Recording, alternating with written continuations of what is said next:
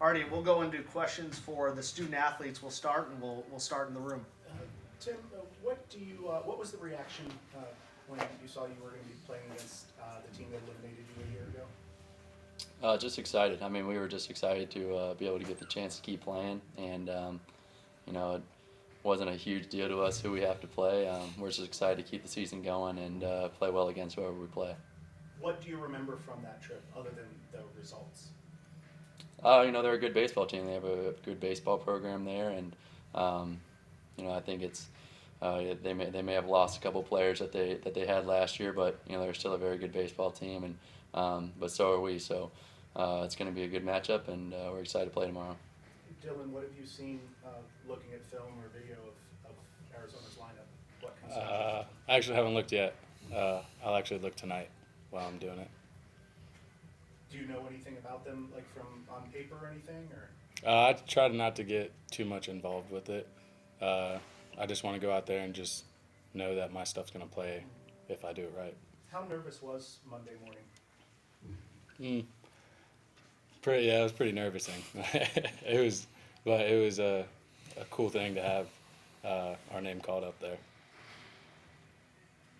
Alex? Yeah, for you guys, obviously thrilled to be in the tournament, like you were saying, and that initial, moment I'm sure is sheer joy. And then after that, is there any element of like, man, we were the last team in, like we got to go prove people wrong, or do you not think anything like that? You're just looking forward, if that makes sense. I think for me, and I can speak for most guys, I think we're just excited to get into the tournament, and everybody right now is 0-0. We started almost a third season in a way, and it doesn't really matter what rank you are going into the tournament or what team where you get in, but we're just excited to get in and be able to keep playing. Yeah, 8-3 in your last 11 games. What's been the key for you guys, kind of down the stretch for both of you? Just sticking together, continuing to believe in one another, and have confidence in all of our teammates, knowing that individually, knowing that you can do it no matter who you are, and believing in your teammates and knowing when they get up to the plate or they're on the pitch that they're going to do it as well. So just continue to believe each other and not pointing fingers. It can be hard when things are going wrong. It can be easy to point fingers and say, we'll blame it on the pitching, we'll blame it on the hitting, the defense, whatever. But I think what got us out of the hole and helped us to play really well was just continuing to play together, not pointing those fingers, and like I said, just having confidence in everybody. Kind of hit it. Said it all. Yeah. We've got a few hands up on Zoom. We'll go first to Austin Eldridge. Austin, go ahead. Tim, more specifically for you, with you guys that played out there last year, I know this isn't your main focus, but has there been any indication in your guys' mind of a chance for revenge, so to speak, after last year? Were you guys excited at all to know you're going to play Arizona again? Like I said, it wasn't really a huge point of emphasis for us for who we have to play.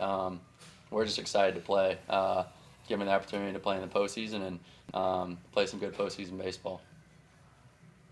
We've got another hand up. We'll go to Jared Redding of 24/7 Sports. Jared, go ahead. Tim, I know the last time we talked to you, it was just an hour before y'all were officially selected, all of that. Did it kind of set in right then and there that y'all were going to the postseason? When did it kind of set in? I mean, was it just right then and there, or?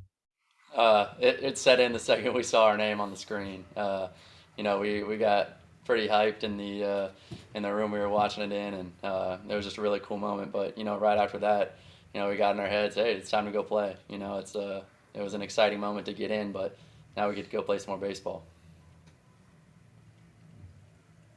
Any other questions for the student athletes? We can also start with questions for Coach. Whenever you're ready, we'll start in the building. Yeah, Coach, what was your reaction as far as seeing a team that you played the year before, or do you just kind of look at it as a completely different opponent? Yeah, that's the third time that's been asked already. I have the 4 questions, and I think that's more of a storyline for you guys. I don't know if there's a big quote to put in any story. I get the reason that everybody asked the question, but as Tim said, I think we're just excited to play. Ironically, we played the team that we finished the season with last year, and there's probably a little a little more comfortable in the sense that, or being a little more comfortable when you look at their lineup or when you look at Irvin, the pitcher, guys that you saw last year and but then also in the back of your mind, you realize they're a year different. They're a year better, just like our guys. And so there's no really side stories. I'm sure there's guys that get motivated by that, but I think our guys are focused at the task in hand. It's not just you can't just win on Friday. You got to win 3 games here. And so first things first, you got to play Arizona. But I don't think there's any revenge factor out there. Now that we know that the games have been moved up, is there a difference between knowing you have a set time you're going to play as far as compared to, well, we know we're going to play a certain time after the previous game? I think the only time that really becomes a factor is if the first game gets delayed, or if there's an extra innings where you're just sitting around. The good thing about having the noon 7 is you're pretty certain without weather, being a problem, that, you're going to start at 7 or you don't have to wait for the other team. So you can eat when you're supposed to eat. You can take your BP when you're supposed to take your BP. Now there's a little tournament angst to that, right? Where you're taking your BP, but if that game's going fast, we got to make sure that we, get our cleats on, get stretched out. The pitchers, kind of doesn't know the start time. The pitchers count back, from the time that they start to stretch and do all their pregame stuff leading up to the game time. And when you don't really know the game time, but again, they're used to that because of conference tournaments and doubleheaders that they play during the year. So it's not that big of a factor, but it is different. What is it that made Dylan become your number 1 guy, your Friday guy, so to speak, this year? He may not want to hear this, but the truth is, we had tried some guys before, and some guys have failed. Guys, when you look at our rotation, Derek Diamond's the only kind of the lone survivor from the first weekend, and so I don't know how many guys that are where we're at, about to start regional play, when their Friday and Saturday guys weren't even in the rotation. They weren't a closer; they were just a bullpen piece. And to Dylan's credit, when he got inserted there some 5, 6, 7 weeks ago, there was no doubt he was going to go after that. I mean, he's the guy that when you look back, there's a lot of reasons that we got to this point and we're here, but I don't know if there's a bigger one than Dylan, in a sense where he kind of really stabilized things. And even in the weeks where we were losing 2 out of 3, we were winning on Friday. And we won a bunch of Fridays since he's been. I saw a SEC stat page where it was SEC stats only. And he's like right up amongst all the leaders in wins. And he missed he didn't start the first 4 games. Like he only had half the, maybe 60% of the starts of everybody else. And he's right up there with everybody else. So he's, just been a difference maker, I think, in this season. Coach, I'm curious, Tim was talking earlier about it can be hard for teams to stay together and you start pointing fingers and you guys are able to do that. I saw you nod your head as he was saying that. I'm curious from your vantage point if you could share what you saw that allowed your group to stay together during maybe some tough stretches. I said it several times, over the last few weeks of the season that baseball's a tough game. Playing baseball in the Southeastern Conference is really tough. And when you've hit, where a hole where we hit, you're 7-14 at some point where it doesn't look good. A lot of times most teams continue down that hole and just can't get out of it for whatever reason. Sometimes it's like Tim said, it's blaming one another. Sometimes it's just not being good enough. But to their credit, and Tim's the captain and the only 3-year captain we've ever had. But along with some older guys, I think, kept going, kept the ship afloat, and again, never felt the animosity that you hear, or the dissension, or those things that you hear about teams. They let the coach lost the team. A lot of that has to do with the team, right? And those guys just hung together, and I think. As a team, as a staff, as a program, we always felt that we were just one game away from turning this thing around, even when we weren't at our very best, when we were maybe at our lowest point. And that has to do with, the leadership of this team. So, just really proud, that not just Tim, but, a lot of his teammates. Coach, as a follow-up to that, you talked about playing better too. And Yeah. You know, and there was a time where I thought we turned the corner and we're playing better baseball, but we weren't having a lot of results. You know, there was a span I mentioned earlier to the guys at ESPN where we had lost 3 weekends in a row to South Carolina State and Arkansas, where we had won on Friday night but lost the next 2 games of the series, so 6 total games in 3 weeks, where we could have won any of them, but didn't win any of them. And obviously you're splitting hairs in our league, and if you just win a third of them, that you're capable, you were there. They weren't 10-1 games; they were 6-4, 3-2, those types of games. If we just win a couple of those, what a difference the season makes. And so we were really close at times, but just not doing enough to get over that hump. And so, and again, to their credit, they hung in there until we actually did turn the corner and, won, 7 out of the last 9. Coach, we've got a few hands up on Zoom. We'll go to Jared Redding from 24/7 Sports. Jared, go ahead. If you don't mind, I'd like to go back to Dylan. Dylan playing a full season in the SEC here at Ole Miss and playing in front of 10,000 plus week after week. What's this season kind of been like for you and having pitched in those environments? And is it safe to say it's kind of prepared you for moments like these coming up? I would say yes. Pitching in front of like all these fans kind of just put me on a next step to like another path.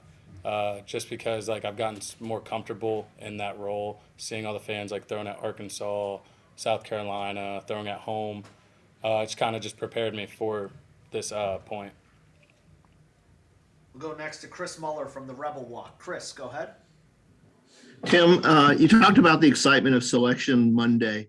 Can you tell us how the euphoria of Selection Monday has carried over through playoff or through practice for both you and the rest of the team? Yeah, obviously just carrying on that excitement of continuing the season and continuing to have the opportunity to play and go on a postseason run. There's been a lot of energy and excitement, and I think we're going to use that to our advantage in the coming weeks. Alrighty, and last hand up we have is Austin Eldridge. Austin, go ahead. Coach, going back to the weather for just a second, have you and Dylan discussed the possibility of a weather delay with him pitching, kind of like we saw in Baton Rouge, kind of what y'all will do in that situation, or is that something that hadn't really come up with y'all? I think you just got to wait and see what happens.